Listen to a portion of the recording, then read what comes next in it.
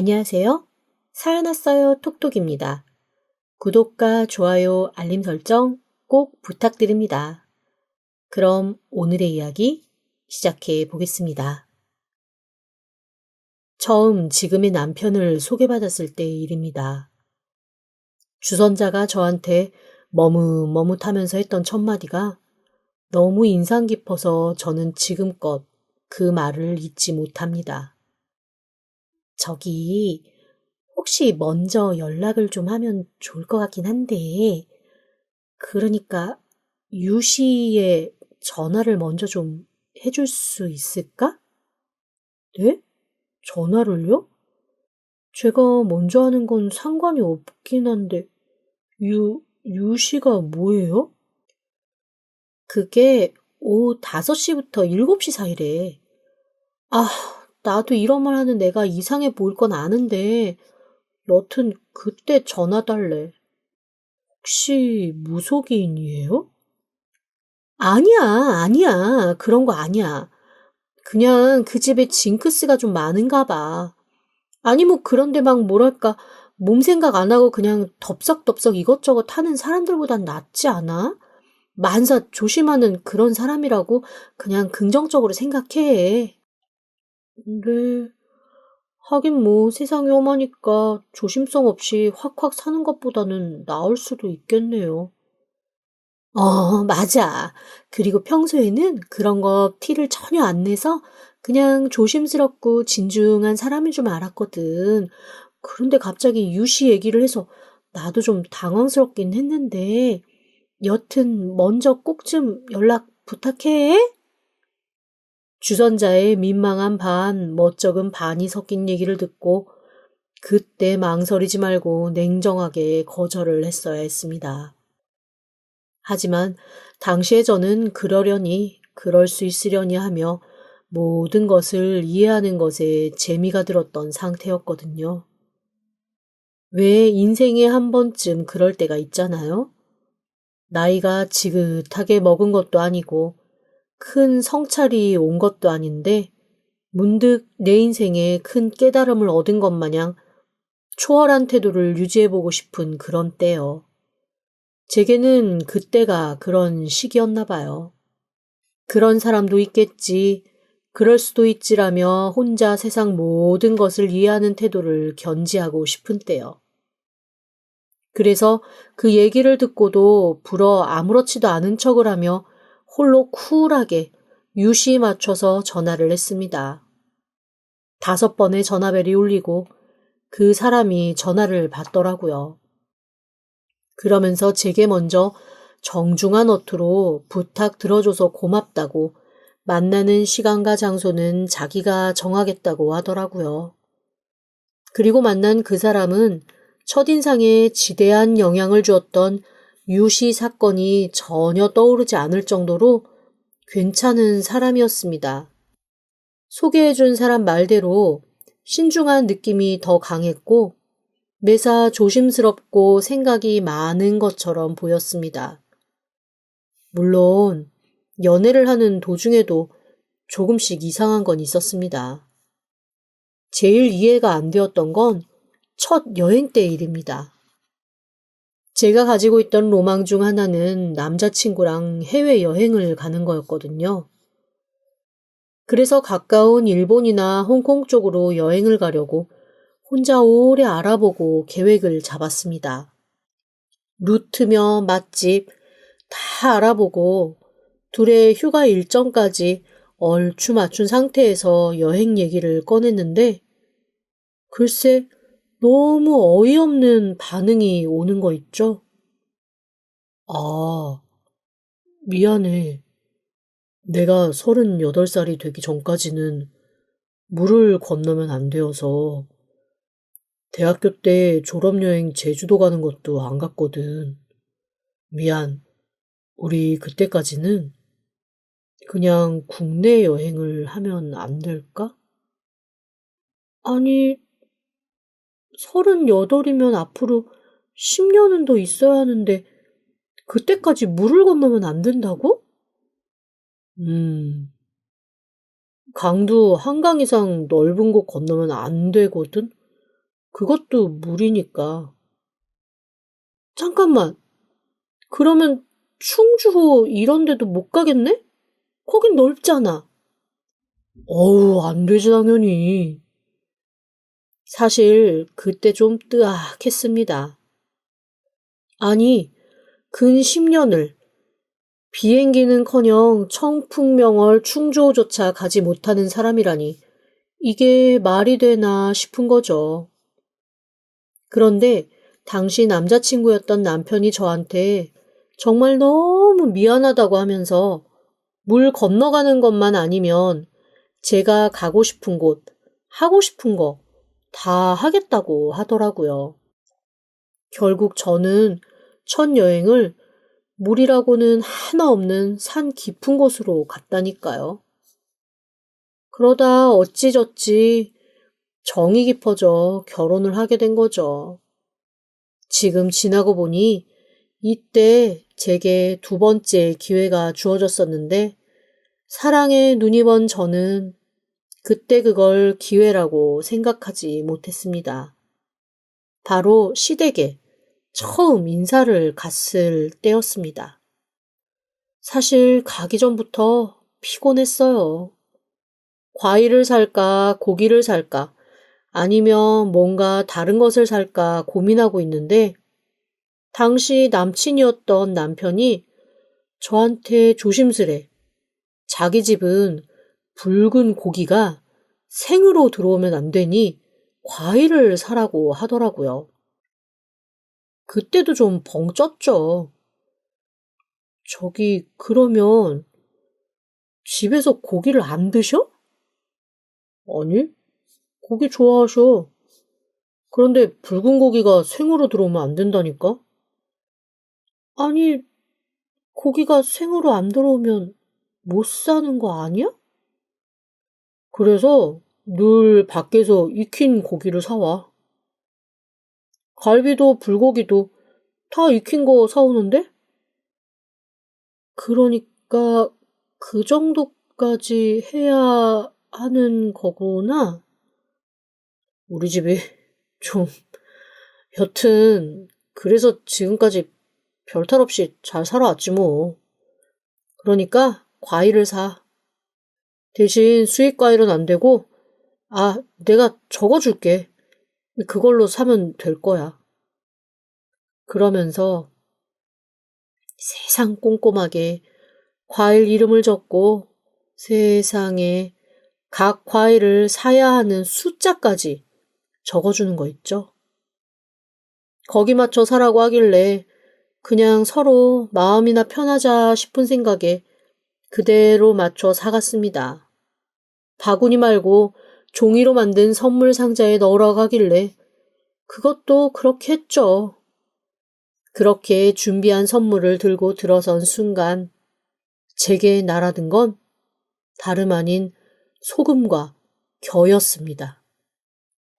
근엄한 얼굴로 검은 단지 하나를 안고 그 안에 담겨있는 소금과 겨를 무심하게 툭툭 저한테 뿌리는 사람은 다름 아닌 시어머니였죠. 제가 너무 당황해서 우뚝 서 있으니 아주 진중한 목소리로 이러시더라고요. 돌아, 뒤로.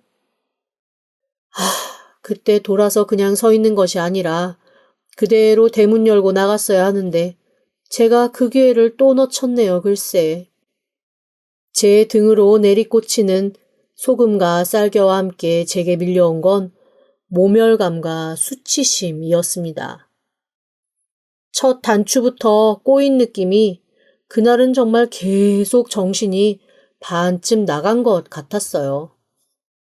시누이는 득달같이 달려들어 과일을 꺼내면서 숫자를 세더니 위아래로 절 훑어보더라고요.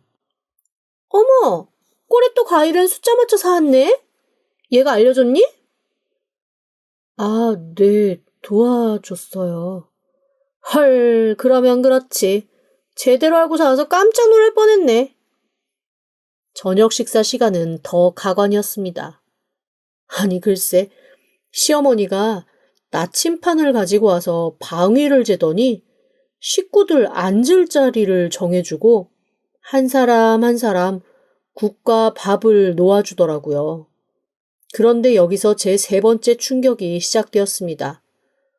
다른 사람들은 다 고운 밥에 뜨끈한 국인데 제 앞에는 잔뜩 눌어붙은 밥과 분명 며칠은 묵은 것이 분명한 김치찌개가 놓여 있는 거예요. 제가 너무 당황해서 두리번거리니 시어머니가 세상에 큰 인심을 쓰는 듯한 목소리로 이러는 거 있죠. 아니, 네가 이 집이랑 기운이 섞이려면 첫 밥은 누른 밥에 묵은 음식을 먹어야 한다고 하지 않니? 그래야 이 집 식구가 빨리 될 수 있다고. 밥이야 뭐 하루 이틀 먹을 거 아니니까. 좋은 게 좋은 거라고 그냥 오늘은 그거 먹거라. 아, 네. 입맛에 안 맞아도 그래도 최소 5숟갈씩은 먹어야 하니까 그만큼은 먹고. 지금이라면 아마 뒤도 돌아보지 않고 뛰쳐나왔을 테지만 그때는 또 그런 생각을 못했습니다. 사실 얼이 좀 빠져서 뭘 어떻게 해야 할지 판단이 안 서는 상황이었다고나 할까요? 그래서 그날 애꿎은 남편만 한 번씩 노려보고 그 맛없고 딱딱한 누른밥과 군내 풀풀 나는 김치찌개를 간신히 5숟갈씩 입에 넣고 씹어 삼켰습니다. 남편은 내내 제 눈치를 보고 시댁 식구들은 저한테 그런 행동을 하는 걸 너무 당연하게 여기더라고요. 식사 후에도 시어머니는 제게 아무렇지도 않게 설거지를 시키시며 이렇게 말했습니다. 네 손으로 우리 살림에 물이 닿아야 한다. 그러니까 일단 네가 먹은 그릇부터 닦고 다음에 작은 그릇에서 큰 그릇 순으로 닦아. 아, 첫 설거지는 뜨거운 물은 안 된다. 찬물로 3번씩 헹구고 그 다음에도 다양한 터부는 이어졌습니다. 과일은 먹으면 안 되고 커피 대신 숭늉을 마셔야 하더라고요. 그렇게 시댁에 소금 맞고 들어온 지 3시간. 저는 제대로 된 밥도 못 먹고 마치 종살이하러 온 사람처럼 밥 차리고 설거지하고 과일 대신 식은 숭늉 한 컵 마시고 이제 그만 집에 가라는 소리를 들었습니다. 뭐랄까 3시간짜리 무시급 노동을 와서 일만 직사게 하고 가는 느낌이었죠. 굳은 얼굴로 제가 쫓겨나듯 신발을 신으니 그나마 눈치 챙긴 남편이 저를 쫓아 나오려고 하더라고요. 그런데 글쎄 그걸 신우이가 얼른 말리는 거 있죠? 지금 술시가 넘었는데 어디를 가려고 그래? 이번 주는 술시에 밖에 있으면 안 된다고 엄마가 그랬잖아. 아니, 그래도 어떻게 그냥... 얘 말이 맞다. 살이 끼어 구름 위에서도 자빠져 다친다는데 이 저녁에 어딜 가니? 혼자서 잘 갈 수 있지? 아, 네. 혼자서 갈 수 있어요. 그럼 가보겠습니다. 너무 어이가 없어서 꾸벅 인사를 남기고 나오자마자 문이 정말 가차없이 쾅 닫히더라고요. 닫힌 문 밖에서 제가 느껴야 하는 감정은 생각보다 오래가고 센 것이었습니다. 단순히 어이없고 당황스러운 게 아니라 전혀 환영받지 못하는 곳에서 이상한 일을 당하고 내쫓긴 그런 느낌이랄까요? 당혹의 정점은 남편이었습니다. 세상에 그날 전화가 안 오더라고요. 사실 저는 밖에 나가지 마라 어쩌라 그런 말을 들었어도 남편이 저를 뒤쫓아 나올 거라고 생각했습니다. 그래서 차에서 좀 기다리기까지 했고 기다려도 나오지 않길래 제가 먼저 전화를 했거든요. 그런데 전화가 꺼져 있더라고요. 어이없고 황당해서 이건 결혼 못하겠다라는 생각이 들어 그냥 집으로 가버렸죠. 다음날 찝찝한 기분으로 신나게 늦잠 자고 일어났더니 아침 9시 반부터 3분 간격으로 전화가 와 있더라고요. 남편이었습니다. 그리고 문자도 와 있었습니다. 어제 전화도 못하고 못 받은 거 미안하다. 그런데 그 시간에 전화를 하면 너한테 살이 뻗치는 거라 못했다라고 하더라고요. 기가 막혔습니다.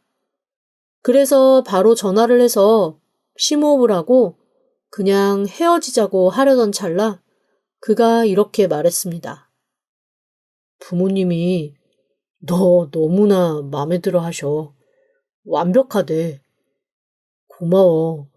우리 엄마 아빠 너무 특이하신 분인데 거기에 다 맞춰줘서. 어차피 살면서 얼마나 엄마 아빠랑 시간을 보내겠어. 명절 때만 좀 참아줘. 나머지는 내가 다 잘하고 살게. 응? 사랑해. 아휴, 사람 마음이 어쩌면 그런지 눈물 드글드글 끼어있는 그 목소리를 들으니 또 마음이 순식간에 약해지더라고요. 그래서 그냥 알겠다며 전화를 끊었는데 시간이 얼마 지나지 않아 남편이 집 앞으로 저를 찾아왔습니다. 그리고 무릎 꿇고 다시 한번 용서 빌고 저를 달래기 시작했어요. 그날 그를 용서한 게 제가 돌이킬 수 없는 세 번째 실수를 저지를 거였죠. 이렇게 온갖 징크스와 미신으로 가득 찬 제 결혼 생활이 시작되었습니다. 아우, 말도 마세요. 처음 새 가전을 들이고도 세탁기와 냉장고는 바로 시댁에 있는 것과 바꿔치기 당했습니다. 1년은 헌 것을 써야 저희 부부 사이가 원활할 거라나요? 그래서 전 또 순진하게 1년 뒤에 다시 바꿔줄 줄 알았는데 그때 가서 바꿔달라고 하니 저를 세상 이상한 여자 보듯 보면서 그냥 하나 사서 쓰라고 하더라고요. 결국 저는 기껏 마련한 재혼수 싹 날리고 생돈 들여 다시 살림을 사야만 했습니다. 사실 그때까지만 해도 저는 남편은 그래도 좀 정상일 줄 알았습니다. 괜히 자기 가족이랑 싸우기 싫어서 좋은 게 좋은 거다 하면 넘어가는 거라고 생각했죠. 한 번씩 시어머니나 시누이가 제 속을 뒤집을 때마다 그래도 중간에서 수습하려고 애쓰는 게 보였거든요. 시댁 식구들과 매일 매순간 만나서 사는 건 아니니 매일 사는 남편이 제정신이라면 그냥 살아볼까 했습니다. 하지만 그것조차 큰 욕심이었던 걸까요? 남편은 점점 시간이 지날수록 이상해졌습니다. 아니 사실 이상하다는 느낌을 스스로 느낀 것도 수년이 지나서였어요. 처음에는 시어머니처럼 아주 작은 것, 제가 뭘 하거나 하지 않아야 저한테 좋다는 것을 요구하기 시작했습니다. 예를 들면 제 생일이 화요일이라면 앞뒤 일주일서부터 일절 생일이라는 얘기를 꺼내지 않고 케이크이며 선물이며 아무것도 없이 조용히 지나가야 제 몸이 안 상한다는 겁니다. 그런데 결혼하고 두 번째 맞는 생일에는 그게 좀 어이없고 뿔딱지가 나서 생일 전날부터 좀 투덜거렸거든요. 남편이 몸 상한다고 조용히 하라고 말리더라고요. 제가 무슨 몸이 상하냐고 버럭 소리를 지르고 한바탕 싸웠는데 그 다음 날 제 생일 당일에 일이 하나 벌어졌습니다. 집으로 돌아오는데 갑자기 아파트 단지 어디선가 화분이 날아와서 제 다리에 맞고 산산조각이 나는 거 있죠. 너무 경황이 없어 앞에서 날아온 건지 위에서 떨어진 건지도 모르겠지만 여튼 그 날아온 화분에 제 다리에는 큰 상처가 났습니다. 절뚝이며 집으로 들어가자 남편이 놀라 달려나오며 대뜸 그러더라고요. 뭐야? 왜 이래? 거 봐. 내가 몸 상한다고 조심하라고 했지. 진짜 이만하길 다행이다. 그래서 어디서 뭐가 떨어진 건지는 봤어? 아니, 못 봤어. 어둡기도 했고. 그런데 위에서 떨어진 것 같진 않아. 각도가 안 맞아서. 아휴, 진짜. 거봐. 살 끼는 거 무시할 일 아니야. 조심하라는 데는 다 이유가 있는 거라고. 잠깐만. 다쳐온 저를 치료하던 남편은 어딘가 급하게 전화를 했습니다. 통화하는 걸 가만히 들어보니 신우이더라고요. 제가 왜 뜬금없이 신우이에게 전화를 했냐고 물어보자 아니 이 인간이 뭐라고 하는 줄 아세요? 살을 맞고 온 날이라 누군가 그 살을 막아줘야 해서 여동생한테 도움을 요청했다는 거 있죠? 그러면서 제게 지갑에 있는 돈이 얼마나 되냐고 묻더라고요. 제가 길에서 먹는 자잘자잘한 군것질을 좋아해서 10,000원짜리를 몇 개씩은 꼭 지갑에 넣어가지고 다니는데 마침 주말에 결혼식이 2건이 있어서 현금을 좀 더 뽑아서 가져온 참이었습니다. 당연히 남편도 알고 있죠. 얼추 한 30만 원쯤 있을 거라 했더니 그거 싹 꺼내서 현관에 놓아두고 방으로 들어가서 오늘 저녁은 그냥 방에서 나오지 말라고 하더라고요. 대체 뭘 하려고 그러느냐고 했더니 남편이 살 막을 사람이 와서 저를 밤새 지킬 거라는데 세상에 그게 신우이였습니다. 저를 방 안에 넣어두고 집에 들어온 신우이는 현관에 있는 돈부터 챙기는 듯 했습니다. 그러더니 이거 시켜라 저거 시켜라 남편을 부려먹으면서 배달 음식 잔뜩 시켜 먹고 밖에서 제 집인 양 TV 보고 술 마시고 아주 난장을 치더라고요. 제가 문자로 지금 뭐 하는 짓이냐고 오늘 내 생일인데 이럴 거냐고 남편에게 보내자 남편이 방문 밖에서 뭐라 했는 줄 아세요? 글쎄 저 때문에 신우이가 약속까지 포기하고 와서 살 대신 맞아주고 있는데 무슨 짓이냐고 오히려 생일날 쫄쫄 굶고 혼자 방에서 누워있는 저한테 짜증을 내더라고요. 그렇게 서러운 마음 안고 잠들었다가 다음날 아침에 일어나서 밖으로 나왔는데 진짜 눈앞에 펼쳐진 광경에 저는 할 말을 잃었습니다. 남편이랑 시누이가 각각 바닥과 소파 위에 널브러져 술에 취해 잠들어 있는 거 있죠? 세상 꼴 보기 싫어서 치우지도 않고 나와버렸습니다. 이후에도 비슷한 일들이 몇 번 있었어요. 제가 뭔가 남편이나 시댁 말을 듣지 않고 제 생각대로 행동을 하면 정말 꼭 안 좋은 일이 생겼습니다.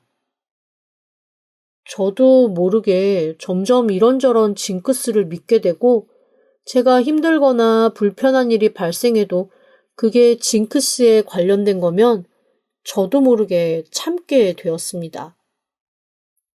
솔직히 제가 그런 걸 깨달을 새도 없이 신압으로 그렇게 된 거죠. 소스라치게 내가 어느새 이런 사람이 되었구나 라는 걸 느낀 건 첫 아이를 스트레스로 유산하고 누워있는 제게 찾아온 친구의 말을 들은 후였습니다. 저를 위로하는 친구에게 제가 이렇게 말했거든요. 제대로 된 합방일에 생긴 아이가 아니라 명기운이 약했을 거야. 정해진 날이 아니어서. 야, 내가 진짜 참다 이번에는 말해야겠다. 너 이상한 거 알아? 아니, 요즘 세상에 누가 그런 걸 믿니?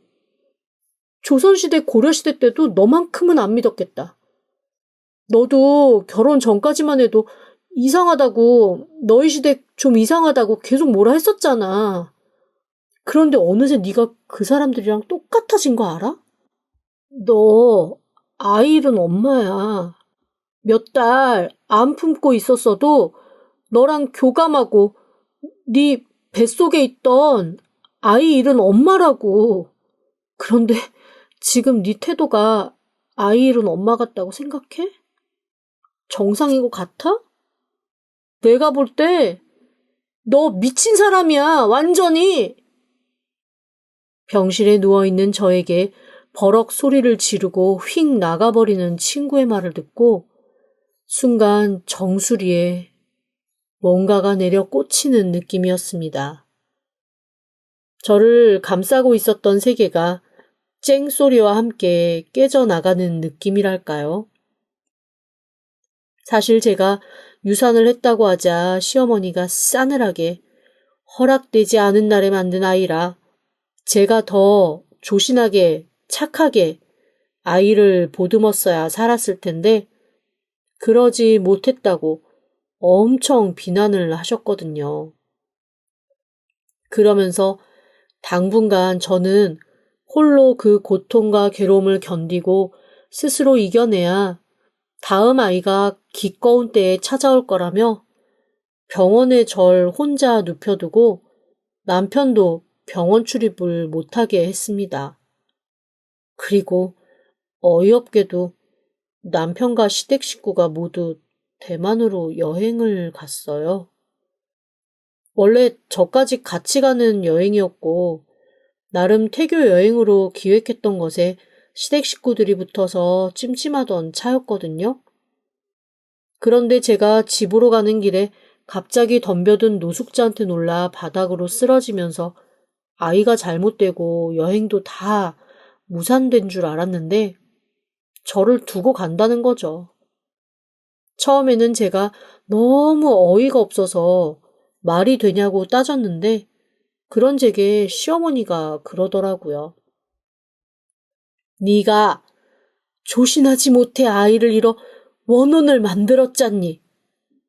원래 쟤도 38까지는 물 건너면 안 되는데 지 자식 떠돌게 할 수 없으니 지가 스스로 물 건너가면서 길잡이 하려는 거다. 다 네 잘못으로 시작된 일이니 큰소리 말아라. 병원에서 편안하게 쉰다 생각하지 말고 네가 지은 업보 성찰한다 생각하고 반성하고 마음 닫고 있어. 세상에 제주도도 안 간다던 남편놈은 대만 여행 준비에 여념이 없고 저한테 미안하거나 저를 안쓰러워하는 티는 딱 이틀 내고 말더라고요. 그렇게 모두가 어이없는 짓을 벌이고 떠난 가운데 홀로 병원에 있는데도 저는 친구가 그렇게 말하기 전까지는 그게 잘못된 거라는 사실도 미처 깨닫지 못했습니다. 긴 시간 서서히 익숙해지면서 제 주변 상황이 잘못된 것이라는 사실도 잊고 지낸 거죠. 화가 나서 발소리 쿵쿵거리며 뛰쳐나갔던 친구가 분해에 못 이겨 다시 들어와 저한테 마지막으로 버럭 한마디 던지더군요. 야, 너 그거 가스라이팅 당하고 있는 거야, 이 모자란 기집애야. 마지막 한 겹 저를 둘러싸고 있던 꺼풀이 확 벗겨진 느낌이었습니다. 수년간 꾹꾹 눌러온 분노와 억울함에 갑자기 온몸이 떨려오더라고요. 원래대로라면 5일 정도 더 병원에 입원을 했다가 마지막 날 남편이 공항에서 바로 병원으로 와 저를 데리고 퇴원하는 일정이었거든요. 그것도 여행에서 돌아와 쉬지도 못하고 저 데리러 오는 거라고 얼마나 생색을 냈는지. 저는 또 멍청하게도 그게 미안해서 몸둘 바를 몰랐었고요. 번개 맞고 사람이 달라진 것처럼 완전히 달라진 겁니다. 저는 바로 팔뚝에 꽂혀있던 바늘을 잡아 빼고 퇴원 절차를 밟았습니다. 그리고 바로 집으로 가서 한 번도 해보지 않은 것, 바로 남편 짐을 뒤지기 시작했어요. 그 하루가 저에게는 천일과도 같았습니다. 남편의 민낯이 아주 속속들이 숨어 있더라고요. 이 사람 저를 얼마나 만만하게 봤는지 굳이 숨기려고도 하지 않고 대놓고 자기 불륜 자료며 저한테 거짓말을 했던 증거들을 다 보관하고 있었습니다. 먼저 일주일에 한 번 저 힘드니까 혼자 시댁 가서 저녁 먹고 오는 날이 있거든요. 매주 금요일입니다. 다음 날이 토요일이니 한 달에 한 번 정도는 자고 그 다음 날 오기도 했죠. 그때마다 사실 저는 남편이 저를 생각해서 시댁 쪽의 잔소리나 참견을 막아주는 거라고 고마워했습니다. 물론 그때 남편에게 전화를 하거나 시댁에서 오는 전화를 받으면 안 된다는 규칙은 있었어요. 뭐 이유야 뻔하죠. 남편이 시댁의 기운을 맡고 있는데 제가 전화 같은 거 걸고 받아서 그 흐름을 방해하면 안 된다는 거였습니다. 그런데 이 인간이 금요일마다 내연녀를 만나고 있었습니다. 더 충격적인 건 이 내연녀의 정체였습니다. 문자와 사진을 보고 처음에는 제 눈을 의심했습니다. 왜냐하면 남편과 바람을 피우고 있는 여자가 제게 남편을 소개해줬던 그 옛날의 주선자였거든요. 저 결혼하고 그 주선자와 연락이 끊겨서 어디서 뭐하고 사는지도 몰랐는데 남편과 몇 년 전부터 불륜 관계였다는 것이 낱낱이 기록으로 남아 있었습니다. 두 번째 충격은 시댁에서도 이 사실을 알고 있다는 거였습니다. 글쎄 여행도 그 여자 데리고 갔더라고요. 제 티켓 환불한다 어쩐다더니 저 대신 그 여자를 데리고 간 모양이었습니다. 분명 시댁에도 뭔가 정보가 남아있겠다 싶어 남편이 남긴 자료들부터 일단 싹 다 가방에 쓸어넣고 바로 시댁으로 갔습니다. 다행인지 불행인지 시댁에서는 저한테 수시로 불러다 일 시키고 부려먹느라 비밀번호를 훤하게 오픈해둔 상태였거든요. 그래서 아무 저항도 없이 시댁으로 들어갈 수 있었죠. 우선 제가 10수년을 살아도 절대 출입 금지인 안방으로 들어갔습니다. 거기서 시어머니가 끼고 살다시피 하는 수첩을 하나 발견했고 그 안에서 저는 충격적인 또 다른 사실 하나를 마주했습니다. 그 수첩 안에는 그동안 시어머니가 제게 얘기했던 온갖 징크스와 미신들이 차곡차곡 정리되어 있었습니다. 딱 봐도 진짜 의미가 있는 징크스와 미신들도 아니고 시어머니 말대로 실력 높고 저명한 사람의 조언에 의한 것도 아니었습니다. 그저 저를 괴롭히기 위해 사방에서 모아둔 근거 없는 것들이었죠. 제가 처음 집으로 인사 왔을 때 군밥에 묵은 김치찌개를 준 게 기록이 되어 있고 그 옆에 괄호를 쳐서 이렇게 써두었더라고요. 첫인사 왔을 때 써먹을 것이라고요. 그런 식으로 어딘가에서 떠돌던 가십을 가져오던가 아니면 본인이 스스로 그런 징크스를 만들어서 저를 옥죄고 괴롭혔던 겁니다. 제가 정말 멍청했던 거죠. 하지만 각성을 한 이상 지금처럼 당하지만은 않을 거라는 결심을 하고 또 했습니다. 우선 변호사를 먼저 찾아가 상담을 했습니다. 긴 시간 정신적으로 저를 괴롭힌 것들에 대한 정황이 있어서 우선 고려는 하되 증거에 대한 확신과 타당성이 중요하다고 하시더라고요. 제가 시댁에서 시어머니 노트를 들고 나와봐야 훔친 물건이 될 테니 시어머니가 스스로 그 노트를 제공할 방법을 찾아야 했습니다. 유치하지만 눈에는 눈, 이에는 이 방법을 쓰기로 했죠. 한국으로 시댁 식구들과 남편이 들어오기 이틀 전 저는 남편에게 전화를 했습니다. 그리고 아주 무서운 목소리로 저주하듯 너희가 타는 비행기가 추락할 것이고 모든 것이 산산조각 날 거라고 버럭 소리 한번 지르고 확 끊어버렸죠. 사실 귀국 날짜 즈음에 강한 바람이 불어 결항을 할 수도 있다는 예보가 있었거든요.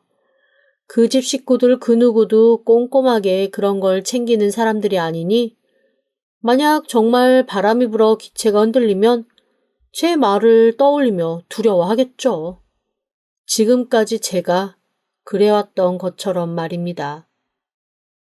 남편이 놀랐는지 다시 저한테 몇 번이고 전화를 하더라고요. 분명 신나게 놀고 있는 듯 음악 소리에 취한 시어머니의 수다 소리가 다 들렸는데 저한테 다시 전화를 할 때는 주변이 조용하더라고요. 자기도 뭔가 걸리는 게 있었는지 따로 나와 전화를 한 모양이었습니다. 당신 어디 많이 아파? 괜찮아? 병원인 거지? 바람이 휘몰아친다. 날개가 접혀. 떨어진다. 떨어진다. 콱광! 저는 진짜 미친 사람처럼 그 한마디 딱 하고 전화기를 꺼버렸습니다. 뭐 찜찜함과 불안함은 그들의 몫이니까요. 제 정신 차림을 하늘에서 돕기라도 하는 걸까요? 시댁 식구들이 귀국하던 날 기상 상황은 최악이었습니다. 듣기로는 진짜 간발의 차로 비행기가 뜨기는 했지만 위아래로 흔들리고 양옆으로 흔들리고 중간에는 산소 호흡기도 한번 쿠릉 내려왔다고 하더라고요. 제가 공항에 나가서 같은 비행기 타고 온 것 같은 사람 하나 붙들고 물어봤거든요. 기둥 뒤에 숨어 찬찬히 지켜보고 있자니 시어머니는 어디서 휠체어 하나 얻어 타고 시누이가 밀어주면서 나오고 시아버지는 남편이 부축해서 나오더라고요. 아주 어지간히 고생한 듯 했죠. 하지만 고생은 지금부터입니다. 제가 스페어 키를 가지고 왔거든요. 저들보다 빨리 차로 가서 제가 차를 몰고 가버릴 겁니다. 사실 그래도 괜찮은 이유 중에 하나는 그 차가 제 명의의 차라는 점입니다. 그것도 참 사연이 많아요. 남편이 자기 이름으로 차 산 걸 시누이랑 시부모님한테 한 대씩 해줬다가 시누이가 음주운전으로 면허 박탈당하는 일이 생겼거든요. 차 명의는 남편이었던지라 보험이랑 이것저것 얽혀서 본인 이름으로 다시 차를 사기가 힘든 상황이었습니다. 그것도 나중에 사고 다 터지고 저한테 얘기해서 저는 남편이 차 2대를 소유하고 있었다는 것도 그때 알았습니다. 그래도 차는 한 대 있어야 하니 저한테 차를 사라고 하더라고요. 그런데 세상에 차 명의를 가진 사람이 돈을 내야 된다며 제가 그 할부금도 벌어서 갚게끔 했습니다. 이제 할부 지난달에 막 끝난 참인데 엄밀하게 말하면 남편이 아니라 제 차잖아요. 제 차 제가 몰고 가겠다는데 누가 뭐라 할 수 있겠습니까? 그래서 미리 주차 위치 파악한 후에 빠르게 차를 몰고 빠져나왔습니다. 요즘에는 참 편리하게 사전 주차 정상기가 있어서 자기 차 위치도 파악되고 그 차 주차료도 바로 결제하고 나갈 수 있어서 너무 편하더라고요. 아마 제가 아는 한 저희 시어머니 아프다, 힘들다, 배고프다, 화장실 가고 싶다. 공항에서만 적어도 3, 40분은 있다가 나올 테니 제가 차를 가지고 빠져나올 시간은 충분한 셈이었습니다. 아니나 다를까 차를 몰고 한참 신나게 강변북로를 달리고 있는데 남편에게 전화가 왔습니다. 갑자기 차가 사라져서 병원으로 데리러 오기가 좀 힘들다고 혹시 혼자서 퇴원해서 나올 수 있냐고 하는 겁니다. 그래서 제가 무심히 차 안에 있는 라디오 볼륨을 올리면서 이렇게 얘기했죠. 안 그래도 내가 오늘 어디 갈 데가 있어서 퇴원해가지고 공항에서 차 가지고 볼일 보러 가는 길이야. 뭐라고? 공항에 와서 차를 가져갔다고? 음. 내가 어젯밤에 꿈을 꿨는데 오늘 내가 이 차를 쓰지 않으면 큰 사고가 나서 온 가족이 비명 행사할 거라는 계시를 받았거든.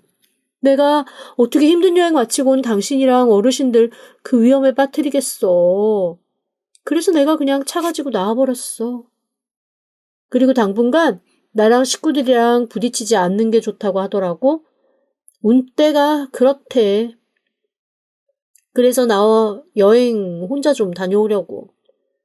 그러니까 집에 가서 집안일 좀 깔끔하게 잘 해놔. 당신 미쳤어? 아니, 그럴 리가?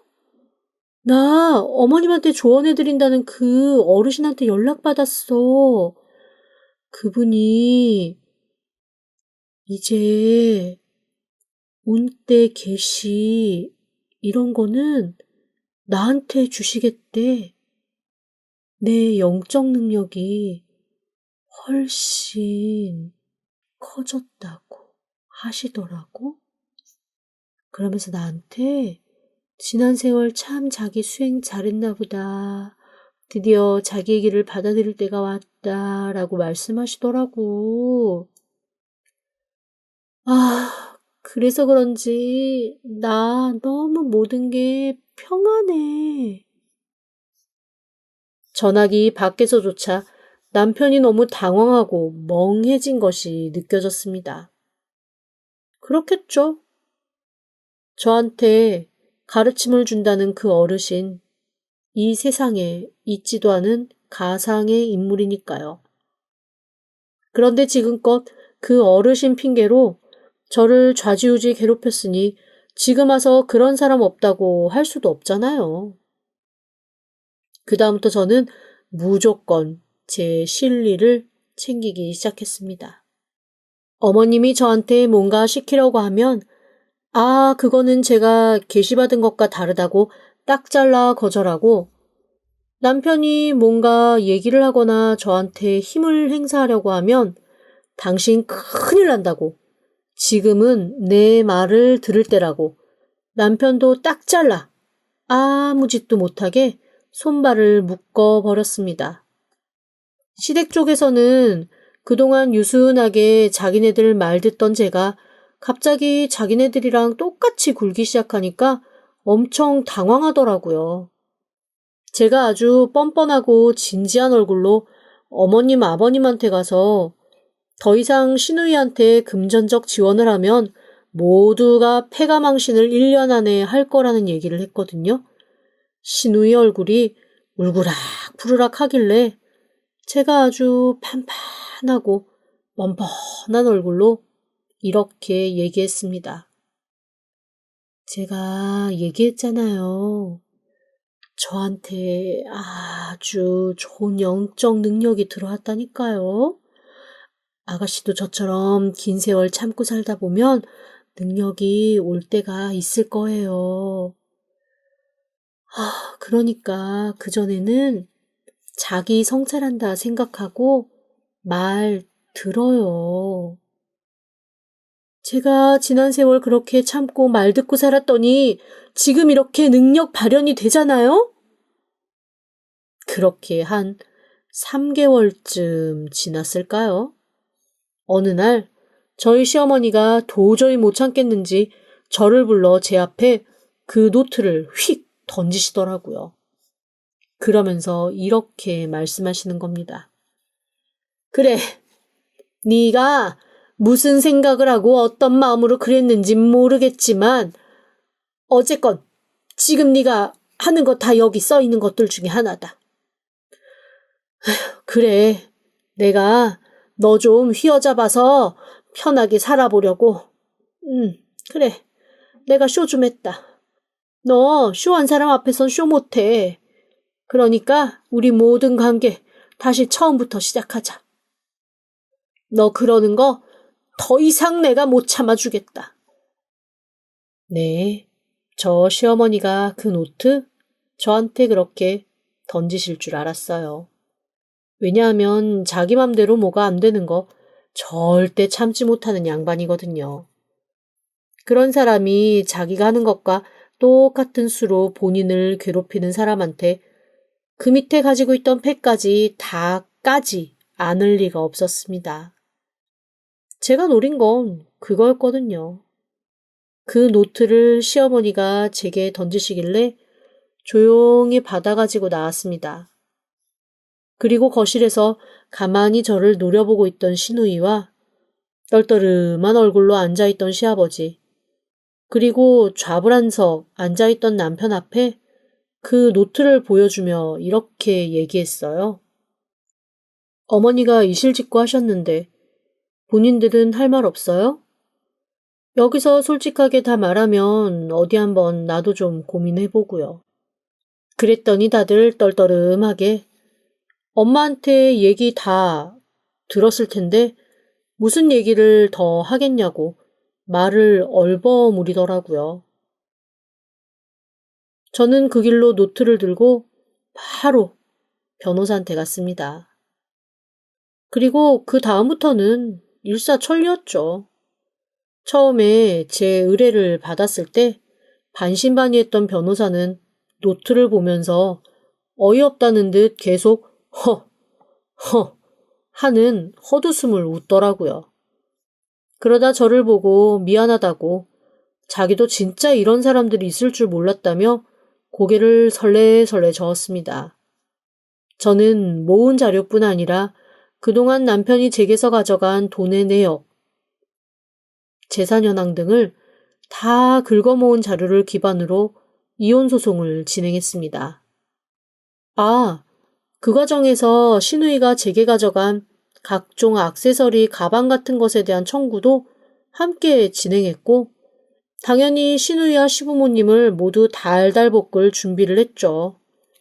당연히 남편의 내연녀에게는 혼인 파탄 사유를 물어 고소를 진행했고 제 주변에서 가장 입이 가볍고 말 빠르게 옮기는 사람 하나 붙들고 대성통곡하며 사정을 다 털어놓았습니다. 그 주선자였던 내연녀 소문이 주변에 퍼지는데 반나절이 안 걸리더라고요. 역시 입소문의 무서움은 대단했습니다. 사내 못 사내 중내 어쩌네 난리를 부리더니 자기가 저지른 잘못이 너무 뻔하니까 그때서야 합의를 하자는 둥 용서해달라는 둥 다가오더라고요. 그러거나 말거나 저는 이제 더 이상 그 누구에게도 질 생각이 없거든요. 이혼도 소송도 배상도 아주 끝까지 가볼 참입니다. 십수년간 꾹꾹 눌러왔던 전투력이 아주 끝까지 올랐으니까요. 한번 다 덤벼보라고 해요. 싹 다 박살내줄 겁니다. 반드시요. 지금까지 들어주셔서 감사합니다. 구독과 좋아요, 알림 설정은 사연 왔어요 톡톡에게 큰 힘이 됩니다. 지금 바로 구독 부탁드립니다. 그럼 다음 사연으로 또 찾아오겠습니다. 감사합니다.